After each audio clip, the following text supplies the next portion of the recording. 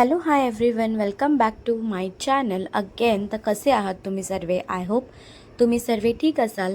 तर आज आम्ही चाललो आहोत सर्वे शेतामध्ये.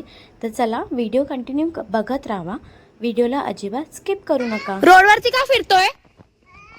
हा हमा दिसली? मग हमा दिसली तर काय करायचं? मग मागे पळायचं?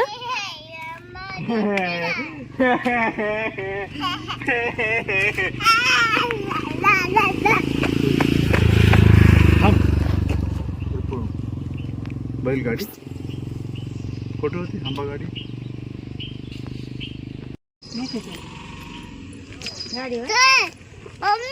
चल ना बस.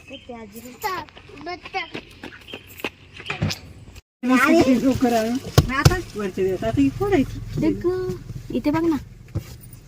बाय कर बाय. कुठे चालला तू? कुठे चालला? शेतात. बाय कर. बसली की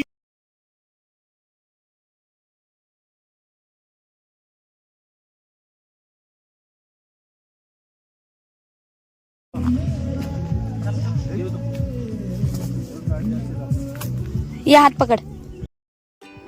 तर आता आम्ही इथे आलो आहोत शेतामध्ये. तर आमचं आज शेतात येण्याचं कारण नक्की म्हणजे काय, तर आज जे आहे ते वेळ अमावस्या आहे. आणि आजच्या दिवशी आमच्या मराठवाड्यामध्ये ह्या दिवसाला खूप मान्यता असते. कारण ह्या दिवशी आम्ही जे शेतकरी बांधव आहेत ते ह्या दिवशी काही काम न करता शेतामध्ये येऊन काळ्या आईची पूजा केली जाते. कारण ह्या काळ्या आईमुळे आपल्याला जे धान्य प्राप्त होतं वर्षभरासाठी, जी काही मेहनत शेतकरी करतात ह्या काळ्या आईसोबत, त्यासाठी त्यांचं आशीर्वाद किंवा त्यांचं धन्यवाद मानण्यासाठी ही पूजा केली जाते. तर आता आम्ही शेतामध्ये आलो आहोत. तर सर्व पुढे गेले आहेत आणि मी इथे एक्सप्लोअर करत आहे पूर्ण ग्रीनरी. तर हे आमचं शेत आहे. इथे आमचं ऊस लागलेला आहे आणि ऊसासोबत गहूसुद्धा देखील आहे या शेतामध्ये. तर इथे आम्ही सगळे असे जमा झालो आहोत. आणि मेन गोष्ट म्हणजे काय माहिती आहे का, ह्या दिवशी सगळे एकत्र येतात आणि शेतामध्ये छानशी पूजा करतात. हे ते पूजाची तयारी चालू आहे. आणि ह्याच्या मागचं कारण एक असंही आपण म्हणू शकतो की या एका दिवशी जे वेगवेगळे ठिकाणी आपले फॅमिली राहतात ते एकत्र येऊन पूजा करतात आणि मस्त आपण शेतामध्ये बसून जेवण वगैरे करतो. आणि ह्या दिवशी खूप स्पेशल जेवण असतं बरं आमच्या साईडला. तर जेवण असं असतं, चपाती, वांग्याची भाजी, भजे, कढी आणि स्पेशली म्हणजे आंबील. आंबील इज काइंड ऑफ अ ताक, म्हणजे त्या ताकाला आम्ही आंबील म्हणतो, जे आम्ही माठात ठेवतो. पण ह्या वर्षी आम्हाला जास्त काही करायचं नव्हतं, कारण माझे जे चुलत काका होते ते ऑफ झाले होते. त्या कारणामुळे आम्ही खूप साधं जेवण आज बनवलं होतं आणि साधं जेवणच आम्ही देवाला पण दाखवणार होतो. म्हणजे कारण आम्हाला कुठलीही काय बोलतात त्याला शुभ कार्य करायचं नाही आहे, पण तरी पण आपली ही छोटीशी आपण पूजा करतोच. कारण ज्या शेतामुळे आपल्याला उत्पन्न भेटतं, ज्या काळ्या आईमुळे आपल्याला जे शेतकऱ्यांना जगण्याचं कारण असतं, त्या आईला खुश करण्यासाठी, म्हणजे त्यांचा आशीर्वाद मिळवण्यासाठी हे पूजा आपल्याला करावीच लागते. तर इथे जे ऊसाचं जे सुखा पाचोळा असतो त्याचे 4 पेंडे असे आपण ठेवतो चारी बाजूनी. त्याला आपण आमच्याकडे ह्याला धोतर असं म्हणतात, एक वाईट कापड असतं, त्याला आपण असं लावायचं आहे. आणि छोटे छोटे 5 दगडं असतात ज्याला आपण देवच मानतो, ते 5 पांडव असं म्हणतात त्याला. त्याची आपण पूजा करतो. त्याला छान पाण्याने थोडंसं साफ वगैरे करून त्याला मांडायचं आणि त्याला हळदी कुंकू वगैरे लावून त्याची पूजा करायची.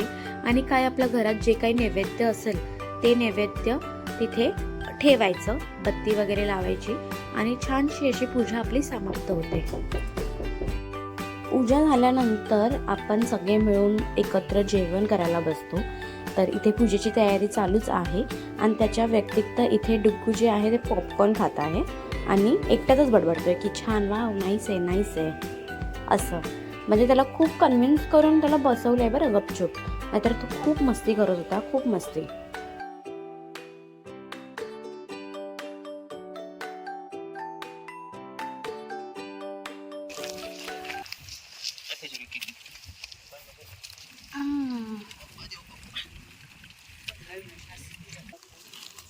खा अगं राहू दे ग जा मला दे खेळू दे ती मध्येच काहीतरी वेगळं मला दे आ.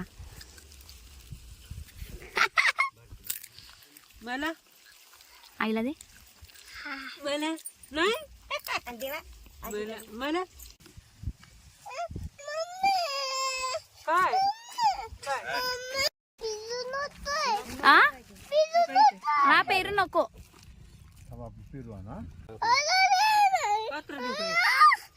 बाबू इथे ओढा कुठे भेटत पागल इथे दुकान दिसतंय तुला माय तर शेत आहे काही नाही दुकान पिकान काय नाही शेतात आलो आपण शेतात आलो ना तर इथे अशी आपली पूजा झालेली आहे. नैवेद्य वगैरे पण दाखवलेला आहे देवाला. तर इथे बघू शकता तुम्ही कशा प्रकारे पूजा झाली आहे ती आमची.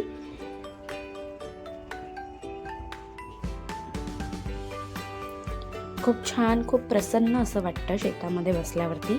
आणि त्यानंतर आम्ही इथे प्रसाद जो नारळ फोडला होता तो आम्ही खात होतो. हे आमचं शेत आहे आणि हे शेतामधलं आमचं मंदिर आहे.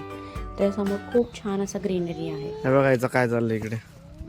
हे काय करतोय काय करतोय हा शेती करायची ए शेती करायची हा शेती करायची चल तिकडे चल आता काय करतोयस हा हा ठीक आहे शेती करा तू आरामात करा.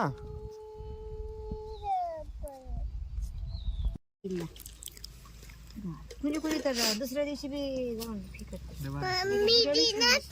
काय देऊ चपाती तिथच मम्मम नाही नाही ते चटणी चपाती काय खाता तू चटणी आणि चपाती हो ग बाई तेच देते